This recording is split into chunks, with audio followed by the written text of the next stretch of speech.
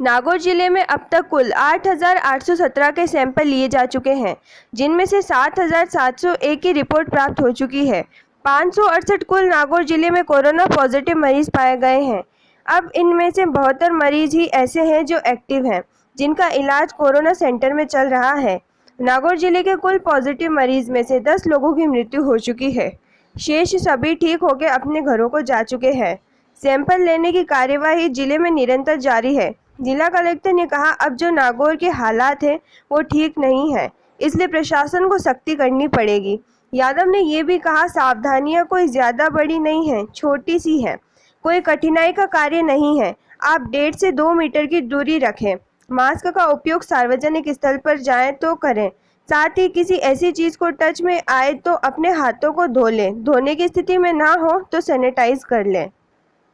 नागौर जिले में अब तक कुल 18,817 लोगों के सैंपल्स लिए जा चुके हैं,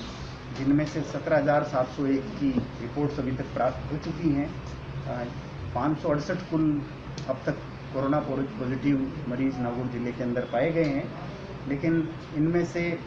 72 ही मरीज केवल ऐसे हैं जो अभी एक्टिव हैं, जिनका कि इलाज हमारे डिफरेंट हॉस्पिटल या कोविड केयर सेंटर्स के अंदर चल रहा है। कुल नागौर जिलों में जो पॉजिटिव पाए गए थे उनमें से 10 लोगों की अब तक दुर्भाग्यवश मृत्यु हुई है। शेष सभी ठीक होकर के और अपने अपने घरों को जा चुके हैं। सैंपल्स लेने की कार्रवाई निरंतर हमारे द्वारा की जा रही है और कोशिश ये है कि जो भी बाहर से माइग्रेंट्स आ रहे हैं उनमें से अधिक की हम सैंपलिंग कर सकें या उनके कॉन्टैक्ट ट्रेसिंग में जो लोग आए उनकी सैंपलिंग कर सकें। इसलिए आइडेंटिफिकेशन भी काफ़ी अभी तक ठीक हो रहा है और सैंपल्स ठीक लेने के कारण से जो भी बाहर से आ रहे लोग हैं उनकी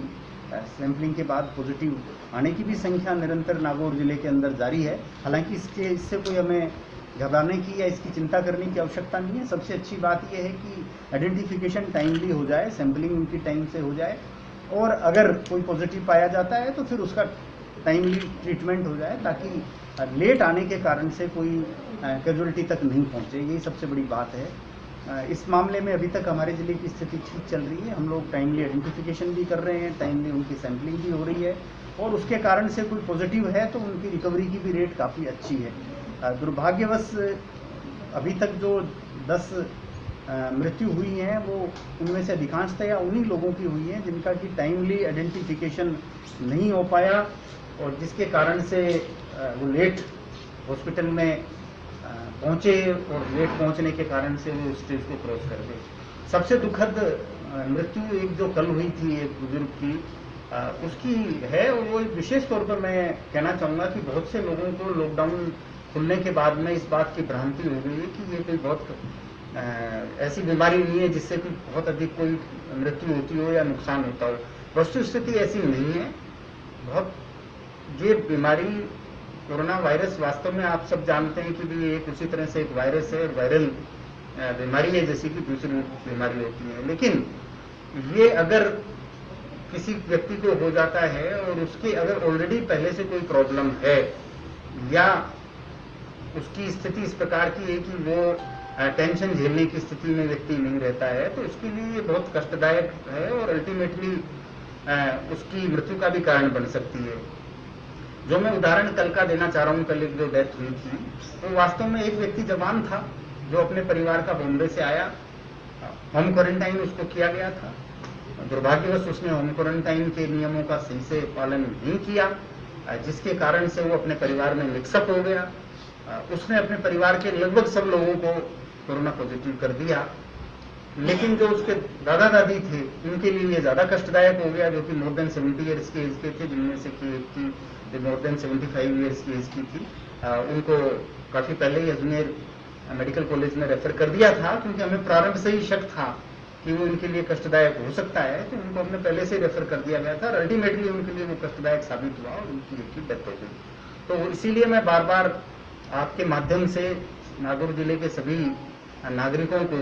ये आगाह करना चाहूँगा कि ये बहुत खतरनाक वायरस है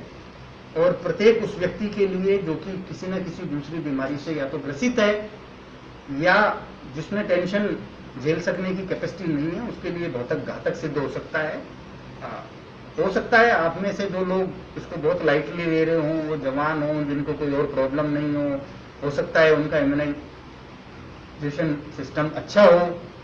इम्यूनिटी अच्छी हो उनकी, लेकिन आपके परिवार के दूसरे सदस्य जो कि बुजुर्ग है या जो कि छोटा बच्चा है या जो कि प्रेग्नेंट है, आपके परिवार में अगर कोई महिला है तो उसके लिए बहुत घातक सिद्ध होगा। इसलिए कृपया जो लापरवाही पिछले कुछ दिनों से देखने को मिल रही है वो लापरवाही आप ना करें। इसके लिए हम लोगों ने वापस विशेष अभियान कल से शुरू किया है और इसके तहत बहुत से लोगों के चालान भी बनाए हैं। बहुत से कुछ स्थानों पे हमने इस प्रकार से जो दुकानदार लापरवाही कर रहे थे उनके चालान बनाने के साथ साथ उनकी दुकान को भी कुछ समय के लिए बंद करने के निर्देश प्रदान किए हैं और अब इसको और सख्ती से हम लोग कार्रवाई करेंगे। अभी तक हमारा जो कार्य है वो समझाइश का अब तक चल रहा है, किसी तरह से लोग समझें, आपके माध्यम से समझें, हमारे माध्यम से समझें, लेकिन अगर अब नहीं समझेंगे तो वापस हमें सख्ती करनी पड़ेगी। और कोई बहुत सावधानियां बहुत छोटी सी हैं, कोई बहुत कठिनाई का कार्य नहीं है। आप 1.5 से 2 मीटर की दूरी रखें, मास्क का उपयोग सार्वजनिक स्थल पर जाएं तो करें और साथ ही साथ जब भी अगर आप किसी ऐसी चीज की टच में आए तो अपने हाथ धो लें या आप हाथ धोने की स्थिति में नहीं है तो सैनिटाइजर का उपयोग कर लें, पर जहां तक संभव हो अधिक से अधिक हाथ धोएं और वही सर्वश्रेष्ठ मार्ग है। तो अगर हम ये सब लोग फॉलो करते रहेंगे तो हम इस कोरोना वायरस को बहुत बड़े पैमाने पर, जिसको कहा जाता है कि कम्युनिटी स्प्रेड होने से रोक पाएंगे। आप सबके सहयोग से, आम जनता के सहयोग से अब तक हम कम्युनिटी स्प्रेड होने से इसको रोक पाए हैं, लेकिन अगर जिस प्रकार से अब पब्लिक का बिहेवियर धीरे धीरे आ रहा है, अगर इसी प्रकार का बिहेवियर हो रहा तो वो हमारे लिए बहुत मुश्किल होगा, आप सबके लिए, जनता के लिए बहुत मुश्किल समय आ जाएगा।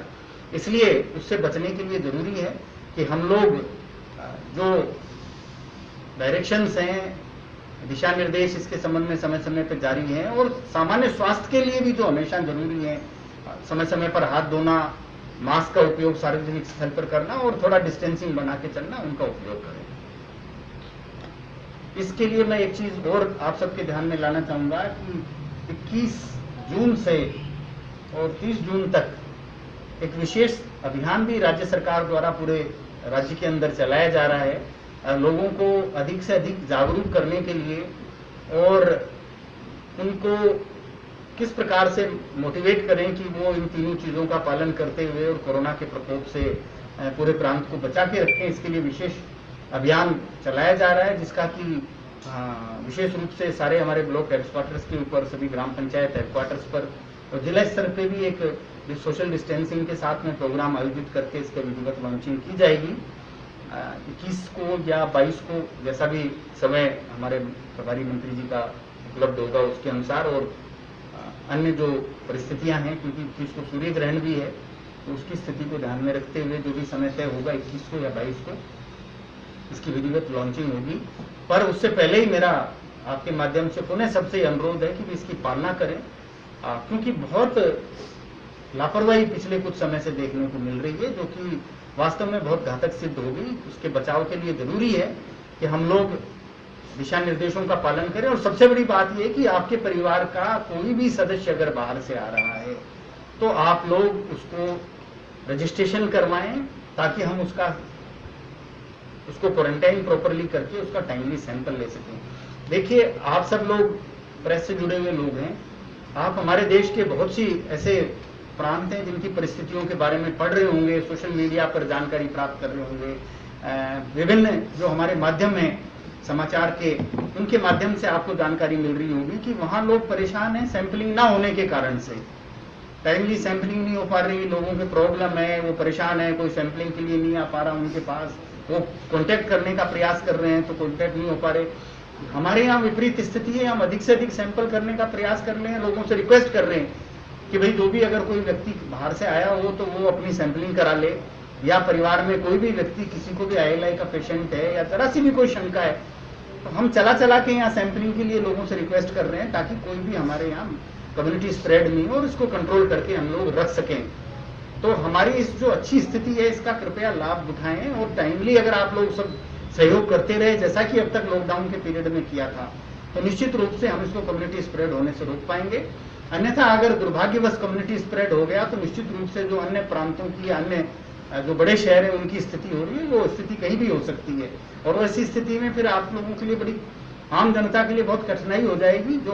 हम में से, आप में से कोई भी नहीं चाहेगा कि वो कठिनाई उत्पन्न हो। इसलिए जो भी व्यक्ति बाहर से आ रहा है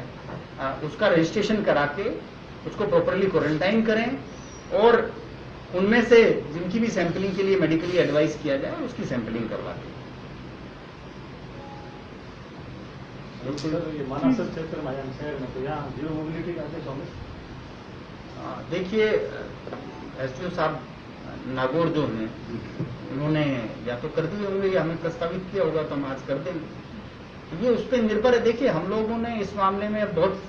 फ्लेक्सिबल तरीका अपनाया हुआ है। हम लोग अब जीरो मोबिलिटी का जो प्रारंभ में ये था कि अगर किसी ग्राम में अगर एक व्यक्ति पॉजिटिव आ गया तो पूरे ग्राम में ही जीरो मोबिलिटी कर देते थे।